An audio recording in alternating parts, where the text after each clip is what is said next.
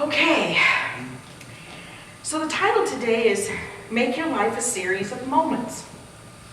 By definition, a moment is a brief period of time. It becomes arbitrary based on the importance, the significance, and what you consider brief. Many times they're big or small. We don't always know the impact, and sometimes we miss them because we're distracted and busy. So I want to take this down to the Latin origin of moment.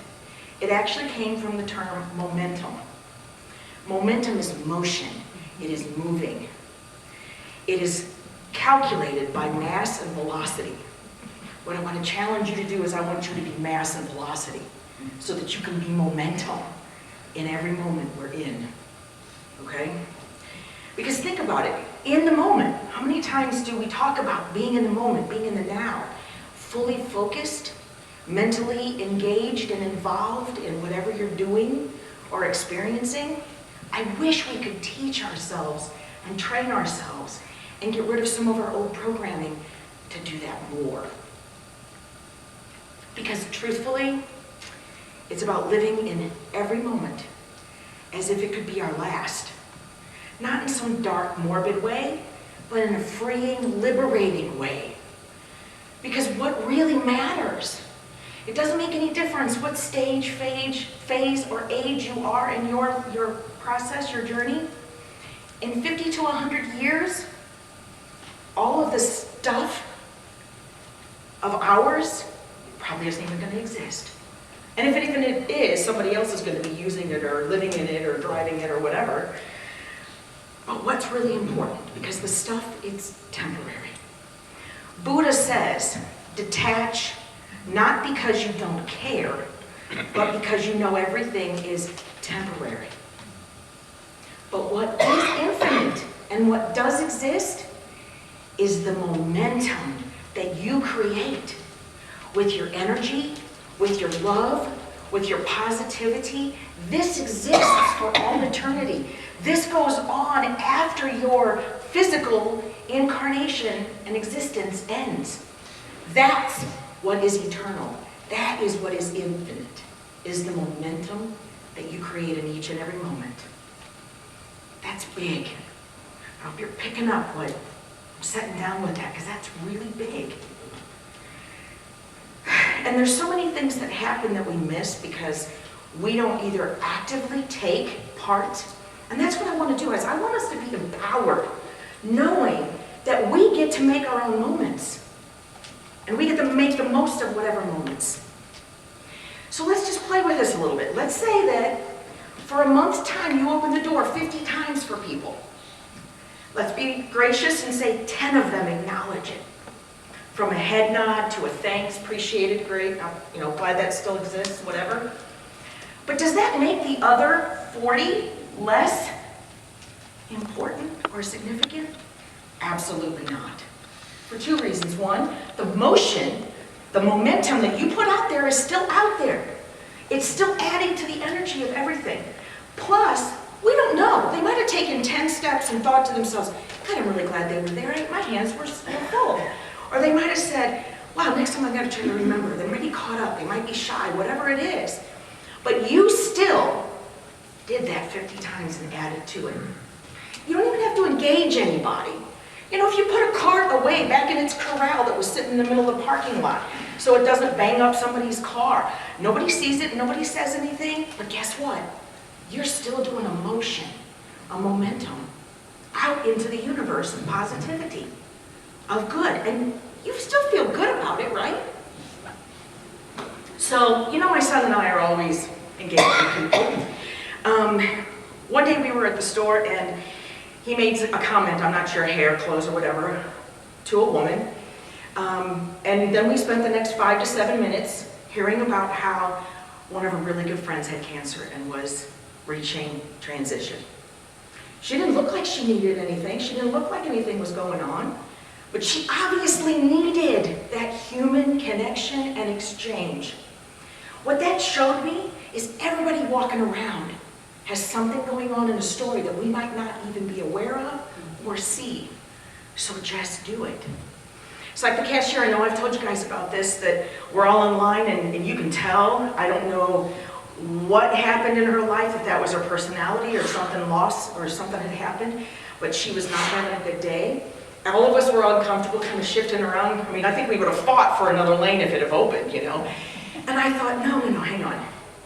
And Wayne Dyer, help me out with this. Change what you see, and what you see will change, or what you look at, and what you look at will change. That's what I thought about. And I'm like, okay. So I just started spreading out compassion and love, and just radiating that out. The line kind of calmed down a little bit, even when somebody wrote a check. And when I got up there, she looked me in the eye and said, honey, how's your day going? I went, wow. So we just don't always know. I have one other question. How many of you, when you're in the checkout line, let somebody go ahead of you that only has a few items? Good. Do you realize how big that really is? Stop and think about it. First of all, you got to get your face out of your phone and quit scrolling. You got to get over your list and did I get everything and how I'm going to put it away and unpack it when I get home. And I'm going to cook this Monday, Tuesday, and Wednesday, but not Thursday because I'm going out. I mean, you got to stop and be in the moment. Look around, recognize, see, and engage. Seems like something so insignificant, and yet that's really big. Are you seeing that? And then how that radiates out? Because it's about us making the motion and the moment, no matter what, without the control of whatever happens, happens. We don't know. There's been a couple people that have looked at me like I grew a second head when I did something nice. And it's just like, that's okay. I still did what I did, you know? And most of the time, those are the people who need it the most. So, something a little bit bigger. Was very young, and I was actually working for what was called the Independent Living Program, which taught foster kids life skills. And I got really attached to this young girl that had a bone issue that caused her to only be about 3 foot tall. And to keep her included and involved in stuff, I often carried her. So I got really connected to her, and she was just the cutest little thing, because she used to joke about how, being as small as what she was, the only clothes that fit her were Garanimals. And she's like, exactly how do you get sexy in Garanimals, you know? I'm like, that's the kind of person she was. She was so fun. Her and another girl were on their way to our meeting one night, had a car accident, and she died. I want y'all to know, this messed with my head. I was struggling thinking of her sweet little body being cold and alone places. I mean, I went dark and I went deep until I stepped up to that coffin. And it washed over me that the sweetness and the essence and wonderful of who she is still very much alive around me. That was just a vehicle. That was a moment that changed something for me for my whole life. It has altered my ability to deal with that because I now have an understanding. The impact of it was huge for me. And it just, and Buddha says, the moment you let go, you will know how real freedom feels. And that's exactly what it did. It totally transformed my understanding of transition. I just was like, wow. And it taught me to love fully, but to try not to hold too tightly. Because nothing is owned or ours, really. It's all borrowed and experienced. So I want you to think about the fact that there's things that we've been through in our lives that we thought were going to break us. That we didn't know how we were ever going to get through them, right? Do you remember for sure what they were and what they were all about? There were things that probably happened 10 years ago, 5 years ago, even 2 years ago, that you weren't sure how you were going to get through, but now they don't really seem as much of a big deal anymore, do they? What if we could have felt that same way back then? Because we just let things be and go and having faith. Unfortunately, a lot of times, we actually, as Buddhism talks about, it's our attachment to things that causes our suffering and our hurt. And it comes from the story we repeat to ourselves, the narrative in our head. No matter where it came from, or who, when, and where, it's that narrative that we repeat. So the very day that I got put in foster care, I walked in the front door, sat down my black trash bag of clothes, and it's a split for your house, and I showed up at dinner time. It's chaotic. I mean, the girls are talking, there's smells and odors and whatever, and this woman comes down the steps, and she is like talking a mile a minute, and when I say somebody's talking a mile a minute, you know, it's big. And I'm like trying to focus and blink to take it in, and you know, everything goes well, and we go and we eat. You guys, I sat down at a table and it was like the Waltons. We were passing bowls of food around. I'm like, what? And I mean, sure, Thanksgiving and Christmas, every now and then we did things like that, but not on an everyday evening, at a meal. So I'm eating, and I'm at the end, and I'm stuffed, and I'm trying to finish my piece, and I push them up on my fork with my finger. My foster dad, to my left, forked a piece of bread and offered it to me. I had a moment of panic, because it was aggressively ingrained in us to eat everything on your plate and that you choose, and I was already at capacity and above. And I said to him, "Thank you very much, but I'm full." And he said, "We just use it to push the food on our silverware. You don't have to eat it." What? What? What? The fact that he blew a concept that in my story and narrative blew it up. It opened me up not only on that concept that, ooh, if this could be different, what else could be different? Now, I could have gone either way here, people. I could have gone into the story of poor me, bad mom, whatever, but I chose to go the other way. And that this was an opportunity for me, and I'm going to take it. So understand that even the moments that you're given, it's up to you what you do with it. And so much of it is about the story that you tell yourself. And to catch it. And that does not mean, I mean, we know there are so many things that happen in life that are painful and they hurt. But it's still up to you. How do you live it? Do you continue to hurt yourself by hanging on to it and regurgitating it when you have really charged feelings about it? You know, are we waiting for things to get better outside of us? The world to change? We could be waiting a really long time. So what I encourage us to do is go out and live. Even if you are sad, go out and live. If you're anxious or upset or angry or hurt or whatever, even if you don't know, even if you're a little clueless, as long as you're not doing any harm to yourself and others, still live, because your experience can be what heals you. I had to laugh. I can't tell you how many times people have come up to me after service and said, "Oh, I didn't really want to be here today. I really struggled to be here, and I'm just so glad I came because it was the greatest thing ever, and I really needed this."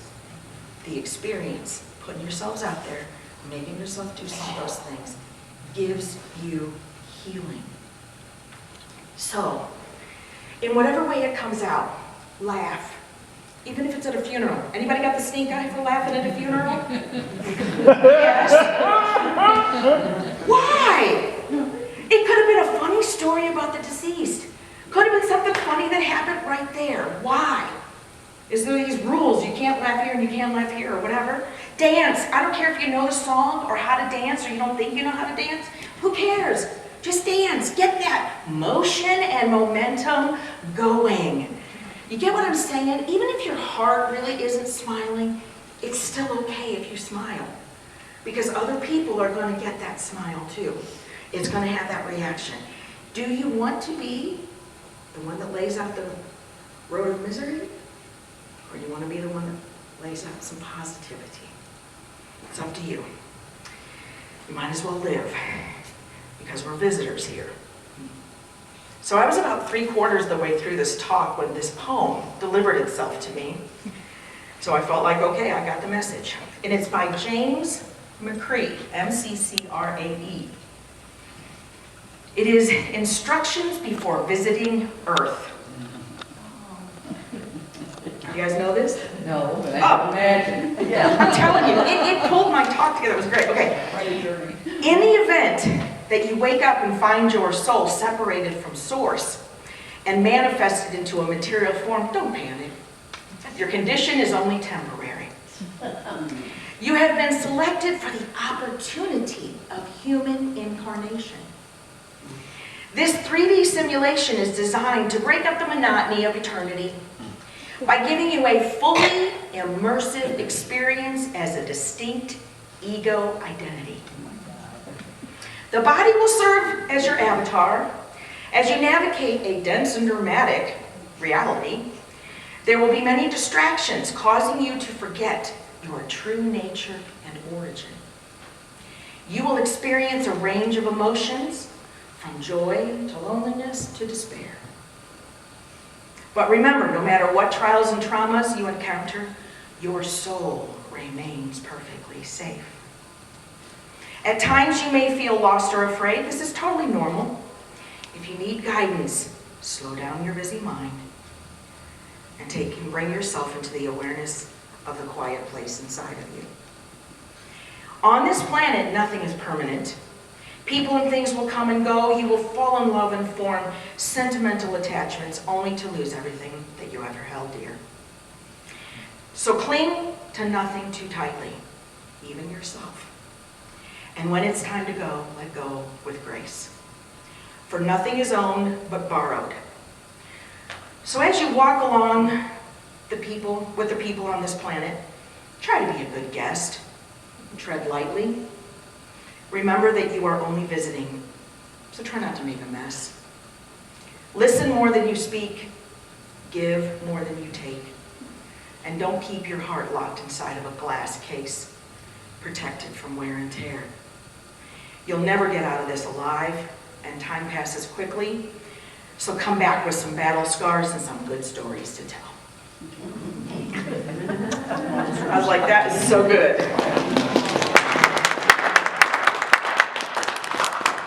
So in closing, live now no matter what. No matter what's going on in your life or around. Because the peace and the joy and the love that is in you, it is divine. It is divinity. It is inside you 24/7, 365. Every single incarnation that you've ever been in, across time, space, and dimension, it is always there, in you and for you. Embrace it, live it, and live from that place. So make the most of the moments, and make the moments the most you can, and get the most out of them. Be the momentum that you were meant to be. Namaste.